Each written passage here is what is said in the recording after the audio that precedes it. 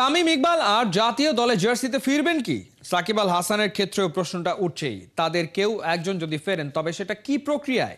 নতুন central কন্ট্রাক্টে senior ক্রিকেটারদের অবস্থান কি হবে এ নিয়ে সিদ্ধান্ত এখনো নিতে পারেনি বিসিবি। শনিবারের বোর্ড সভাও সীমাবদ্ধ ছিল কিছু রুটিন ওয়ার্কে। অথচ চ্যাম্পিয়ন্স ট্রফির বাকি আর কয়েক মাস। ৩ লাখ টাকা করে বোনাস পাচ্ছেন অনূর্ধ্ব-19 এশিয়া কাপ জয়ী যুবারা। খালেদ জামিলের রিপোর্টে বিস্তারিত। এনসিএলে ৪ ছক্কা হাঁকিয়ে রীতিমতো একাই টুর্নামেন্ট গরম করে ফেলছেন তামিম ইকবাল খান। ১৫০+ স্ট্রাইক রেটে ব্যাট করে ৪ ইনিংসে এখন পর্যন্ত 250-তে খান সাহেবের রান ১৯০। বিপিএল এর আগে গা গরমের কাজটা ভালোই পুষিয়ে নিয়েছেন, কিন্তু তার কমাস পরেই যে চ্যাম্পিয়ন্স ট্রফি, তার আগে তামিম কি জাতীয় দলে ফিরবেন? ওদিকে সাকিব আল হাসানও রাজনৈতিক কারণে দেশের মাটিতে খেলতে পারছেন না। ফ্র্যাঞ্চাইজি ক্রিকেটে অবৈধ বোলিং অ্যাকশনের অভিযোগে আর ব্যাট হাতে বিধ্বংসী পারফরমেন্সে আলোচনার কেন্দ্রটা দখল করে রেখেছেন বিশ্বসেরা অলরাউন্ডারও। তার বিপিএলটাও কি খেলা হবে? যে একটা ফরম্যাটে সাকিব এখনও অবসরের কোনো ইঙ্গিত দেননি, সেই ওয়ানডে চ্যাম্পিয়ন্স ট্রফিতেও কি আদৌ তাকে পাওয়া যাবে?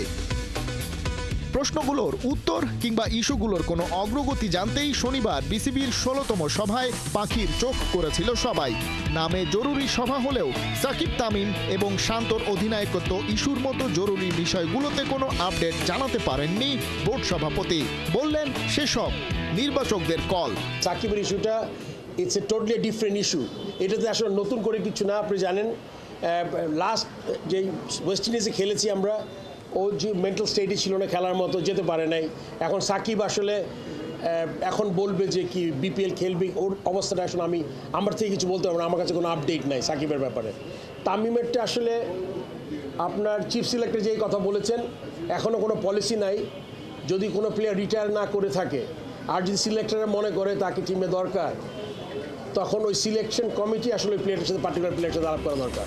প্রায় ৪ ঘন্টা দীর্ঘ সভায় আলোচনার বেশিরভাগ ছিল আসন্ন বিপিএল কেন্দ্রিক, যেখানে সিদ্ধান্ত হয় মোট ৩ আয়োজক বিভাগে ট্রফি ট্যুর, ঢাকা, চট্টগ্রাম ও সিলেটে বিপিএল কনসার্ট, সেই সাথে স্পন্সরও করা হয়েছে অনুমোদন। এই সময়ে Madhumati bank was so kind, এত টাকা স্পন্সর আমরা পেয়েছি, এটা তো উই আর সো হ্যাপি।